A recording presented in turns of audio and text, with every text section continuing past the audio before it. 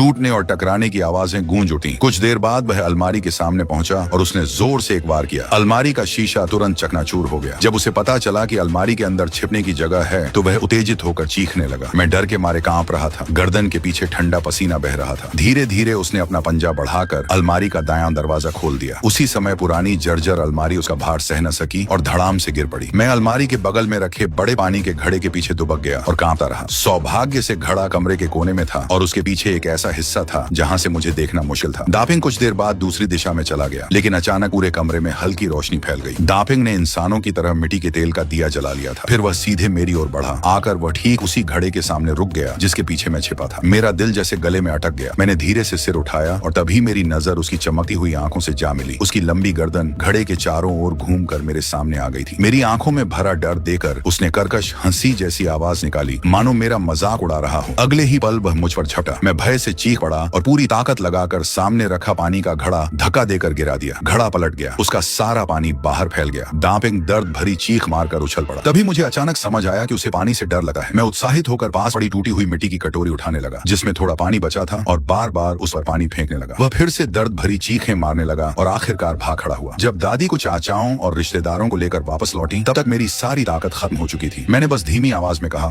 दादी, और फिर बेहोश होकर जमीन पर गिर पड़ा। उन्हें तुरंत पता चल गया कि मैं अत्यधिक डर के कारण तेज बुखार में तप रहा हूँ। मेरा शरीर आग की तरह गर्म था। दादी की आंखों से आंसू बह निकले। उन्होंने कमरे की टूटी फूटी हालत की भी परवाह नहीं की और साथ आए लोगों से विनती करते हुए कहा, जल्दी कुछ करो, मेरे बच्चे को बचा लो। इसे तुरंत कस्बे के अस्पताल ले जाना होगा। क्या आप लोग थोड़ी मदद नहीं कर सकते? इसे अस्पताल दिखा लीजिए। कुछ चाचा ताऊ हाथों में कुदाल और फावड़े लिए खड़े थे। दापिंग पक्षी का कहीं कोई निशान नहीं दिख रहा था, इसीलिए सबने मन ही मन राहत की सांस ली। लेकिन जैसे ही बात आई कि रात में ही मुझे कस्बे तक पहुंचाना पड़ेगा, कोई भी कुछ बोलने को तैयार नहीं था। उन्होंने सीधे इनकार नहीं किया।